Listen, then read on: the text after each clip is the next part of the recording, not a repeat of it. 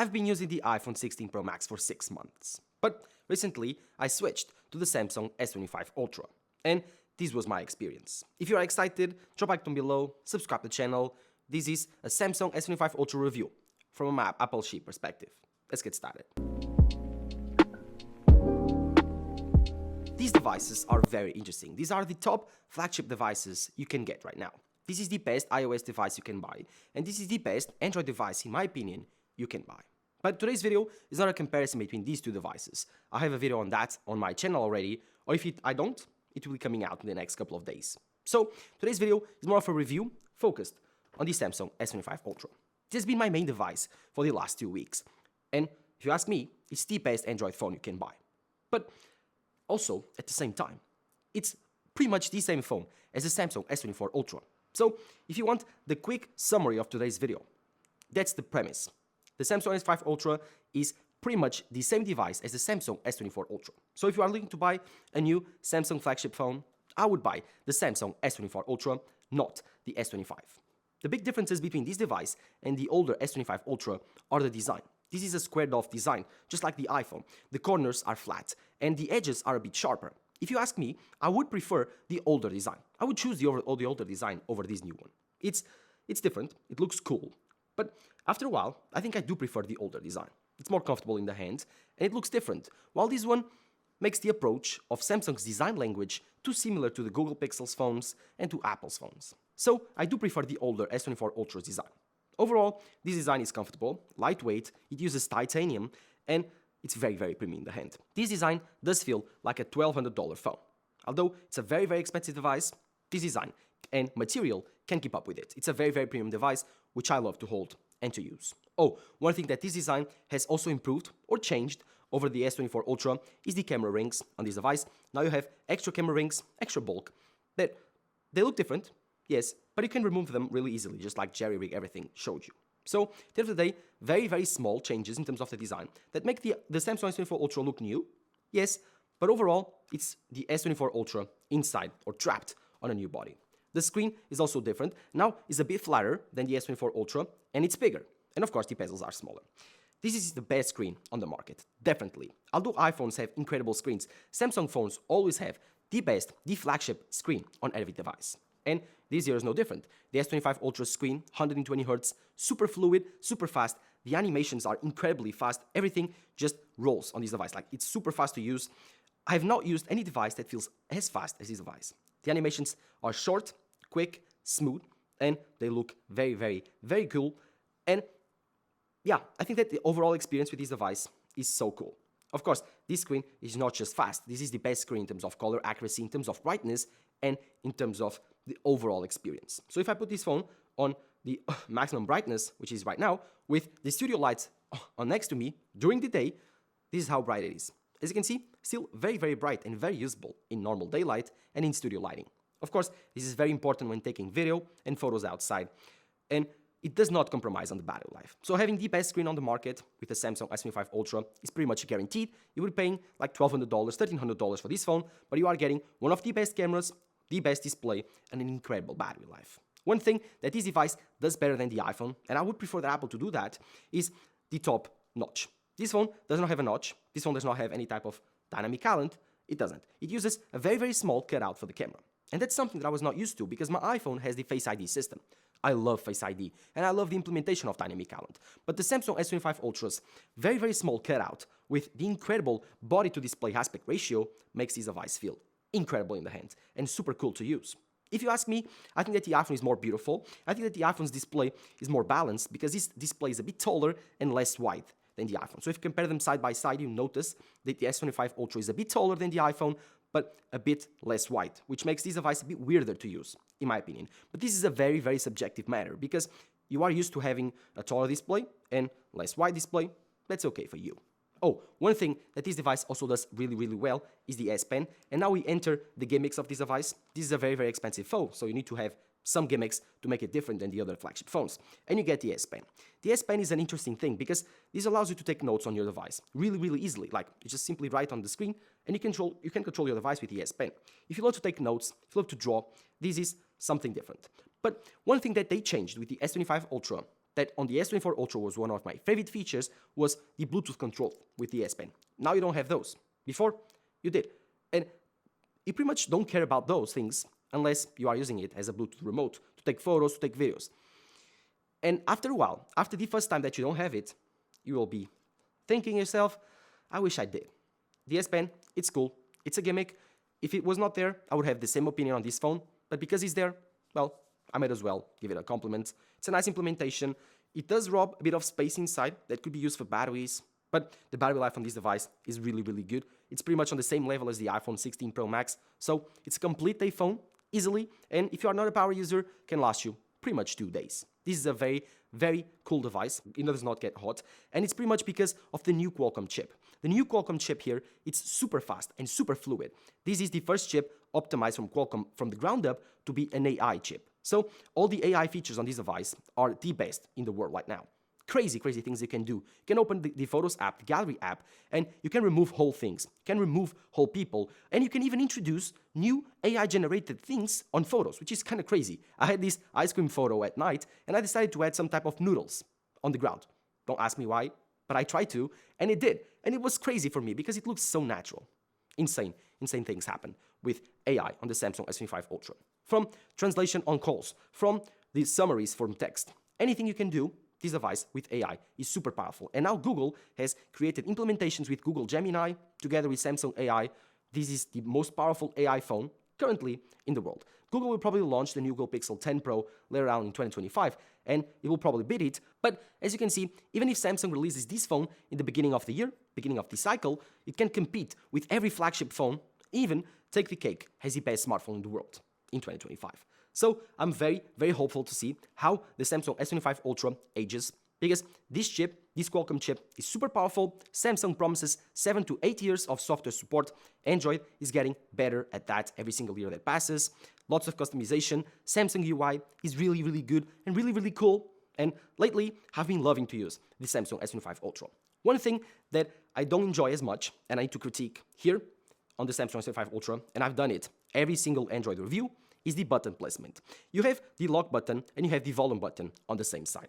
And this is very, very annoying. Because coming from an iPhone, where I used to have the lock button on one side and the volume buttons on the others, this is super annoying because I'm constantly clicking on the wrong button. I want to lower the volume, I lock the phone. I want to up the volume, I lower the volume. I don't have the spatial awareness still to completely distinguish between lock button and volume buttons. And sometimes I want to lock the phone and I lower the volume. I'm listening to music. This happens most of the time, and it's very, very annoying, especially if it's in your pockets and you cannot see the buttons.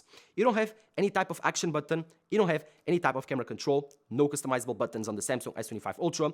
A lost opportunity here to create something different. The iPhone has 2 buttons. The camera button, that is a bit of a gimmick. I don't like it.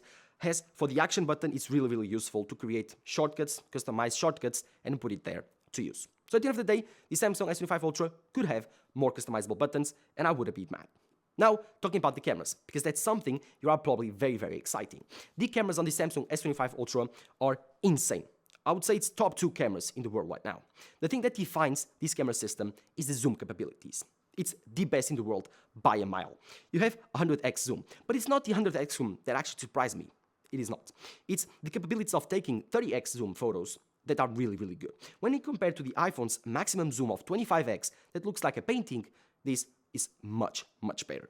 You have 2 telephoto cameras, 3x and a 5x telephoto. And this makes lots of a difference because the 3x telephoto, it's a different focal length than a 5x telephoto. It's a 77mm equivalent telephoto lens, and the 5x, it's 120, 130, depending on the main lens. This means that you have 2 50-megapixel telephotos. They take incredible, incredible shots with different focal lenses without losing any type of quality because they are optical lenses. While the iPhone only has a 5x telephoto. And although it takes incredible portrait shots, it's short because sometimes you don't want to zoom in that far. 5x sometimes is too much, and you will take a portrait photo for someone that is staying like 1.5 meters from you. In that case, using the 3x lens on the Samsung S25 Ultra is insane. And talking about portrait photos, I think that the edge detection here is better than the iPhone. At night, during the day, does not matter. This camera system takes better portrait photos consistently when compared to the iPhone. During the day, this is a bit different because the color science, the color schemes that this phone uses is different. It's personal for me. I prefer the iPhone because they are more natural, less saturated, and less cooler. While the Samsung photos are cooler, more saturated, and they have this Samsung look. If you love it, you love it. If you hate it, you hate it. One thing that is factual is that they do really well the skin tones. Skin tones on Samsung phones are really, really good. Of course, you need to turn off all those things that people love in the Asian world. That is all of those customizations for the face, the beautiful filters. Those, turn it off. One thing that I might point out for this camera system is that the camera controls, the camera app is a bit too complicated for me. Samsung has done a great job coming from the Samsung S24 Ultra to the Samsung S25 Ultra. At least the new UI design. It's a bit less complicated, but still, you have to click around lots of menus to change something for the Pro mode, or even for the Pro camera mode, Pro video mode, which on Apple's phones is really easy, just one tap away on the camera app.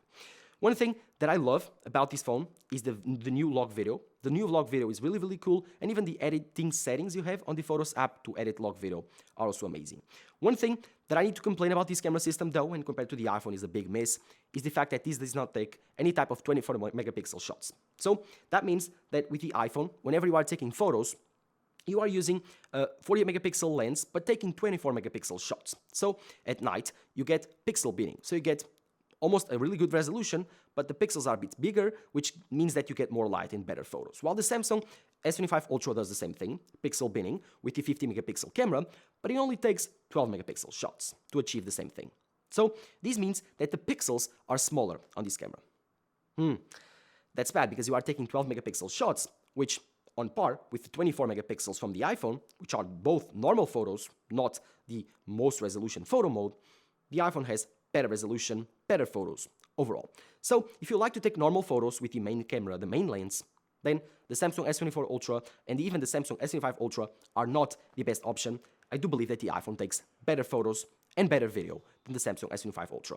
It's a shame, yes, because this has an incredible camera system, especially the video this year is getting much better when compared to the iPhone. That's something that Samsung had some trouble doing, but now with the optimization with Instagram, they are making this video on this phone much better and closer to the iPhone. Still not close enough, but closer.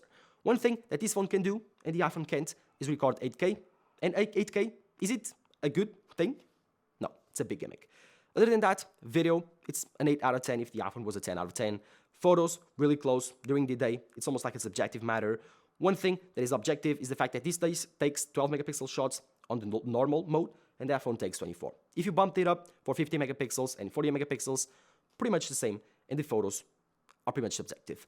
The ultra-wide lens here is different and takes different photos at night, especially with the color science and the amount of light that you do. If you are taking night photos with these phones, be prepared to actually realize that the photos from the Samsung are cooler and brighter, and the photos from the iPhone are warmer and less bright.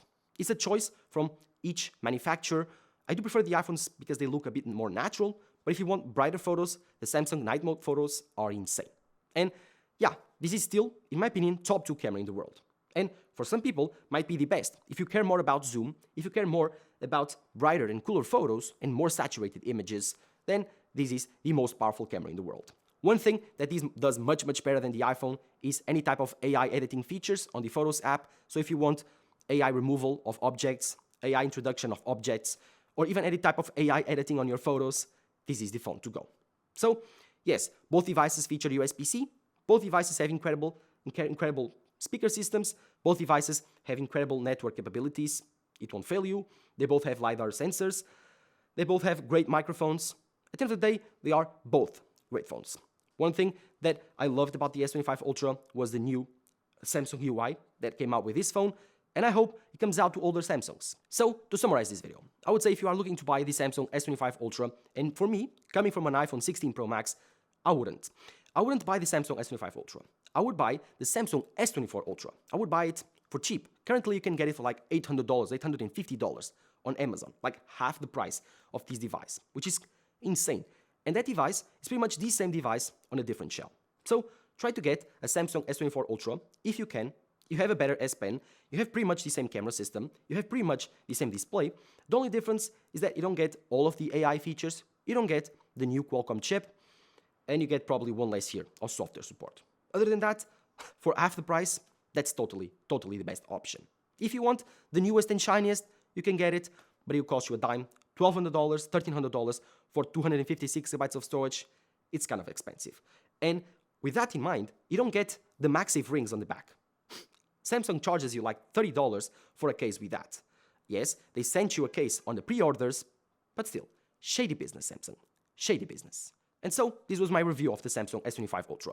Let me know in the comments below what you think. This is still a very, very good device, but I wouldn't buy it. I would buy the Samsung S24 Ultra. And so, let me know in the comments below what you think. Drop a like down below, subscribe to the channel. This has been my experience, my review with the Samsung S25 Ultra coming from an iPhone 16 Pro Max. Thank you guys for watching. Check out my comparison videos with the iPhone. Drop a like down below. Bye-bye.